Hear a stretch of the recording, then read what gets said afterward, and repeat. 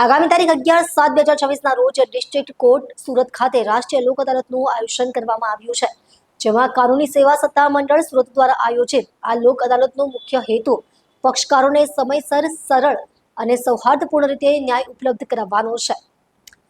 કન્સિલિએશન માટે કરવામાં આવેલી વ્યવસ્થાને પક્ષકારો તરફથી ઉત્સાહજનક પ્રતિસાદ મળી રહ્યો છે, જેના પરિણામે અનેક કેસો કોર્ટની લાંબી પ્રક્રિયા વિના પરસ્પર સંમતિથી ઉકેલાઈ રહ્યા છે. અનુભવી વકીલોની હાજરીમાં યોજાતી સમાધાન બેઠકોમાં નાની રકમના ચેક પરતના કેસો, મોટર અકસ્માત વળતર સંબંધિત દાવાઓ, દીવાની કેસો, લગ્ન અને પારિવારિક વિવાદો તેમજ ડીજીવીસીએલના વીજ બિલ સંબંધિત લેણા સહિત વિવિધ પ્રકારની તકરારોનો સફળતાપૂર્વક ઉકેલ લાવવામાં આવી રહ્યો છે. ઉપરોક્ત શ્રેણીના કોઈપણ પક્ષકાર પોતાના કેસને લોક અદાલતમાં રજૂ કરીને ઝડપી અને સંતોષકારક નિવારણ મેળવી શકે છે.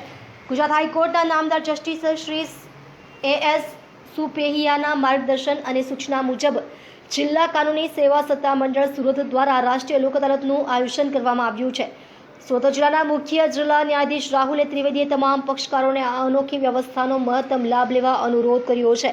સુરત જિલ્લા વકીલ મંડળના પ્રમુખ એડવોકેટ ઉદય પટેલ તથા સુરત સિટી બાર એસોસિએશનના પ્રમુખ એડવોકેટ નીલકંઠભાઈ બારોટે પણ તમામ વકીલશ્રીઓને પોતાના પક્ષકારોને લોક અદાલતમાં કેસ રજૂ કરવા પ્રોત્સાહિત કર્યા છે, જેથી સમય અને ખર્ચની બચત સાથે ઝડપી ન્યાય પ્રાપ્ત થઈ શકે. બીસીજી સભ્ય એડવોકેટ પ્રીતિ જોશીના જણાવ્યા અનુસાર લગ્ન વિષયક કેસો માત્ર કાનૂની વિવાદ નથી, પરંતુ પરિવારની લાગણીઓ, સંબંધો અને બાળકોના ભવિષ્ય સાથે જોડાયેલા પ્રશ્નો છે. લોક અદાલતમાં આવા વિવાદોનું સમાધાન થવાથી પરિવારમાં ફરીથી સુખ, શાંતિ અને વિશ્વાસનું વાતાવરણ સર્જાય છે અને પતિ પત્ની વચ્ચેના સંબંધો વધુ મજબૂત બને છે. મોટર અકસ્માત વળતર સંબંધિત કેસો અંગે એડવોકેટ પ્રતિક જોશી અને એડવોકેટ નીતા ત્રિવેદીએ જણાવ્યું હતું કે લોક અદાલત ઓછા સમયમાં વળતર મેળવવાનું અસરકારક માધ્યમ છે. ઉપરાંત આવા સમાધાનમાં સ્ટેમ્પ ડ્યુટીમાં પણ રાહત મળતી હોવાથી પક્ષકારોને આર્થિક લાભ થાય છે. લોક અદાલતની સૌથી મોટી વિશેષતા એ છે કે અહીં કોઈની હાર કે જીત નથી, કોઈ પણ પક્ષકાર પર સમાધાન માટે બળજબરી કરવામાં આવતી નથી. બંને પક્ષોની સ્વૈચ્છિક સંમતિ અને રાજી ખુશીથી કેસોનું સુખદ નિરાકરણ કરવામાં આવે છે, જેના કારણે લાંબા સમયથી ચાલતા વિવાદોનો અંત આવે છે અને પરસ્પર સૌહાર્દ તથા વિશ્વાસના સંબંધો ફરીથી સ્થાપિત થાય છે. આ વખતે જે લોક અદાલત યોજાઈ રહી છે એમાં અમે નવી 2 કેમ્પેઇન શરૂ કરેલી છે. તેમાં ખાસ કરીને પક્ષકારોના દ્વાર સુધી કોર્ટ જશે. એમાં કોસાડ અને ઊન વિસ્તારમાં જ્યાં ડીજીવીસીએલના વીજ બિલના લેણી રકમના દાવાઓ પેન્ડિંગ છે, ત્યાં પક્ષકારોના દ્વાર સુધી કોર્ટ જશે અને એ દાવાનો સમાધાન કે પટાવતી નિકાલ કરશે. વધુમાં અમે ડિસ્ટ્રિક્ટ કોર્ટના પ્રિમાઇસીસમાં 10મા માળે એક સમાધાન માટે હેલ્પ ડેસ્ક શરૂ કરેલું છે, જેમાં પણ પક્ષકાર આવી પોતાના કેસનો સમાધાનકારી નિકાલ કરી શકે છે. અમે એ માટે વધુમાં ત્યાં મીડિયેટર્સ, અમારા એક PLV અને ડીજીવીસીએલના અધિકારી પણ ત્યાં હાજર રાખેલા છે અને પક્ષકારને સમજાવી અને કેસોનો સમાધાનકારી નિકાલ લાવવા પૂરતા પ્રયત્નો કરવામાં આવશે.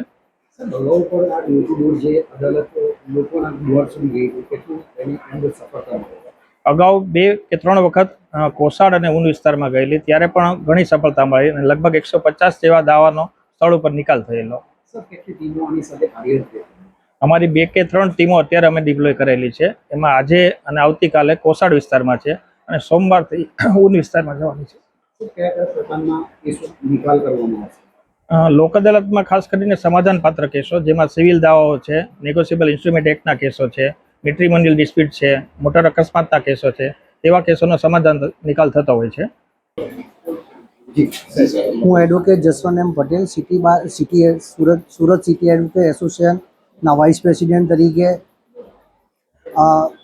જાહેર જનતાને અપીલ કરું છું કે તારીખ 11/7/2026ના રોજ જે રાષ્ટ્રીય લોક અદાલત દ્વારા આયોજિત જિલ્લા કાનૂની સત્તા મંડળ દ્વારા આયોજિત જે લોક અદાલત છે, એની અંદર સૌથી વધારે ભાગ લઈ અને જે પર્ટિક્યુલર ડીજીવીસીએલના જે કેસો છે એ કેસોની અંદર હાલની અંદર જે ડીજીવીસીએલ જે રાહત આપે છે કે જે કેસોના નિકાલ થઈ ગયા હોય, જે એક્ઝિક્યુશન પિટિશન ચાલતી હોય અને જે કેસો પેન્ડિંગ હોય, એ કેસોની અંદર જે મૂળ રકમ છે તેના ઉપર એ લોકો ઇન્સ્ટોલમેન્ટ આપે છે, પેનલ્ટી માફ કરે છે, વ્યાજ માફ કરે છે અને જે મૂળ રકમ છે તેના પણ ઇન્સ્ટોલમેન્ટ આપીને જો ડીજીવીસીએલને સામાન્ય રીતે કેસ દાખલ થતો હોય, જો મીટર કનેક્શન કાપી નાખતા હોય, મીટર કાપી નાખ્યું હોય તો ફર્સ્ટ ઇન્સ્ટોલમેન્ટની અંદર એ લોકો તમને પૈસા ભરેથી મીટર એ કરી આપે, ઇન્સ્ટોલ કરી આપે છે, ઇલેક્ટ્રિસિટી પાછા આપે છે.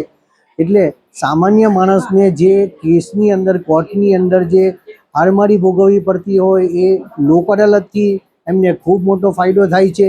જેથી કરીને ડીજીવીસીએલના કેસોની અંદર મારી જાહેર જનતાને ખૂબ નમ્ર અપીલ છે કે એનો મેક્સિમમ લાભ લે અને પોતે વ્યાજ માફ અને પેનલ્ટી માફ કરાવીને મૂળ પડતર રકમ ઇન્સ્ટોલમેન્ટમાં મેળવીને એનો કેસનો નિકાલ કરાવી શકે. જી સર, આપને बताएं। હું સુરત જિલ્લા વકીલ મંડળના પ્રમુખ ઉદય પટેલ. આવનારી 11 જુલાઈના રોજની જે લોક અદાલત છે જિલ્લા કાનૂની મંડળના આયોજિત, સુરત ઔદ્યોગિક વિસ્તાર છે. અહીં સૌથી વધારે ચેક રિટર્નના કેસોનો ભરાવો થતો આવેલો છે. ચેક રિટર્નના કેસોમાં ઘણા વેપારીઓને ઘણો સમય કોર્ટોમાં આવવા જવા માટે તથા તેઓના ધંધાના કિંમતી સમય છોડીને અહીંયા આવવું પડે છે. ઘણી બધી વસ્તુઓમાં ઘણા બધા કેસોમાં ખૂબ નાની રકમ હોય છે અને નાની રકમ માટે પણ એ લોકોએ ખૂબ જ ધક્કા ખાવા પડે છે. તો હું એ સૌને કહું છું કે આ લોક અદાલતનો આપ સાહેબ બધા જ લાભ લઈ અને વધુમાં વધુ કેસોનો નિકાલ થાય તેવી તૈયારીઓ બતાવે. બીજું, છેલ્લા 4 લોક અદાલતમાં સુરત શહેર બધાથી આગળ નંબર પ્રાપ્ત કરતું આવેલું છે. એટલે કે આખા ગુજરાતમાં સૌથી વધારે કેસોનો નિકાલ કરનારું આપણી લોક અદાલત છે. આપણે 5મી વખત પણ આની અંદર ક્રમાંક મેળવીએ તેવી મારી પૂરેપૂરી તૈયારી, અને હું સૌ વકીલ મિત્રોને અને જનતાને કહું છું કે આનો સંપૂર્ણ લાભ લેવો, જેથી આપણને તેનો ફાયદો મળે. આમાં કોઈની હાર કે કોઈની જીત થતી નથી. સમાધાન શબ્દ જ એવો વસ્તુ છે કે બધાને જ આમાં સંતોષ મળે અને અસરકારક ન્યાય મળે બધાને. જય હિન્દ.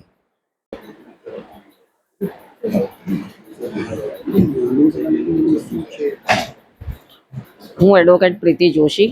લોક અદાલત એટલે લોકો માટે, લોકોથી અને લોકો દ્વારા ચાલતી અદાલત. લોકોના મનમાં એમ હોય છે કે લોક અદાલત એ શું છે? એક ડર હોય છે કે કંઈક બળજબરીથી સમાધાન થાય તો, પણ એવું બિલકુલ નથી. લોક અદાલતમાં સામાજિક કાર્યકર હોય છે, ન્યાયાધીશ હોય છે, વકીલશ્રીઓ હોય છે અને બંને પક્ષકારો પોતાના વકીલશ્રીઓની હાજરીમાં પોતે ઈચ્છે પોતાની મરજી મુજબનું સમાધાન કરી શકે છે. કોઈ પણ પક્ષકારની હાર નથી થતી, બંને પક્ષકારોની જીત થાય છે. ઘણીવાર પારિવારિક તકરારોમાં વર્ષોના વર્ષો જાય છે, વીતી જાય છે, એવી ફરિયાદો આવે છે. તો તેવા સંજોગોમાં ભરણ પોષણ નથી મળતું, કે લગ્ન વિષયક દાવાઓમાં ઘણો સમય થઈ ગયો છે, કે બાળકની કસ્ટડીની બાબતમાં પણ વિચારાધીન છે.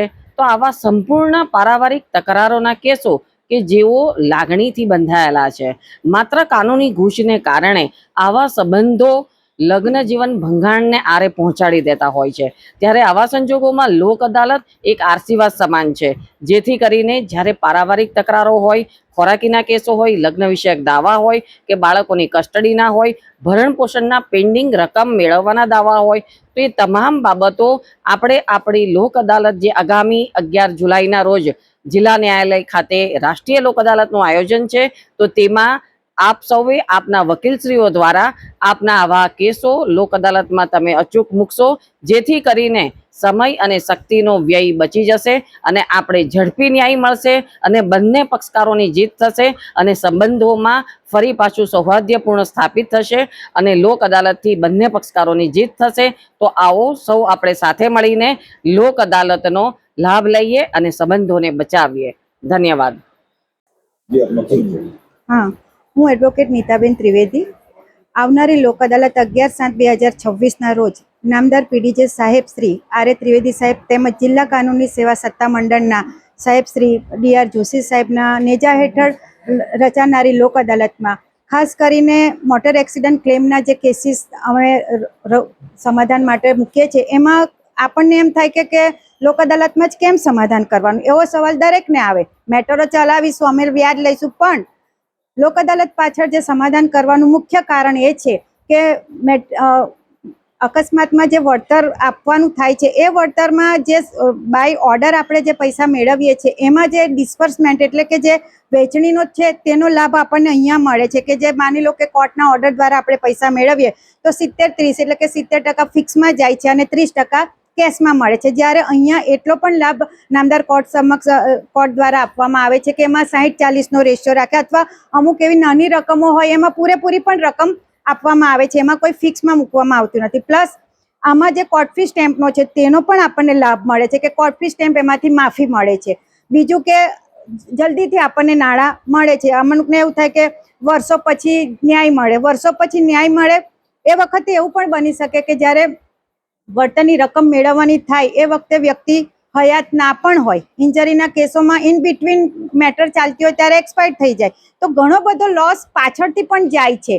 તો એટ ધ ટાઈમ ઓફ આ લોક અદાલતનું જે આયોજન થાય છે એમાં જો આવી રીતના સમાધાન થઈ જતા હોય તો જેટલું એ લોકોએ સફર કર્યું હોય તો એ બધાનું વળતર એમાં જલ્દી મળી જાય છે અને તરત ફેમિલીને જે કોઈ હવે અકસ્માત થાય એટલે સામાન્ય રીતે ઘરના ખર્ચા થાય, ઘરના વ્યક્તિઓ તેમાં એટેન્ડ રહેતા હોય એટલે એમના પણ ધંધા પાણી બધું બગડતું હોય તો આ બધાનો સરવાળે આપણને લાભ એટલો થાય કે વહેલી તકે આપણા ઘરે જે સહાય માટે આપણે નામદાર કોર્ટ સમક્ષ આવેલા હોય તે સહાય આપણને વહેલી તકે ઘરે મળી જાય છે. અને એવું પણ નથી કે ઓછી રકમ મળે, ઘણી રકમ એવો તો ઇન્સ્યોરન્સ કંપની પણ એટલો જ આપણને સહકાર આપતી હોય છે કે જ્યાં કન્સિલેશન ડે ટુ ડે થતું જ હોય છે. નામદાર પીડીજે સાહેબના અંડરમાં અને બધા જજીસની હાજરીમાં ડે ટુ ડે કન્સિલેશન થાય છે અને એના દ્વારા બંને પાર્ટીને સેટિસ્ફેક્શન થાય એ પ્રમાણેના એમાઉન્ટ નક્કી કરવામાં આવતી હોય જેથી કરીને કોઈ નુકસાન જાય એવું એમાં જણાતું નથી. બીજું કે જે રકમ નક્કી થાય છે તે અને એવી મોટી એવું નથી કે નાની રકમ, મોટી કરોડોની રકમોના પણ સમાધાન થાય છે. એમાં ઇન્સ્યોરન્સ કંપનીનો પણ સારો સપોર્ટ છે,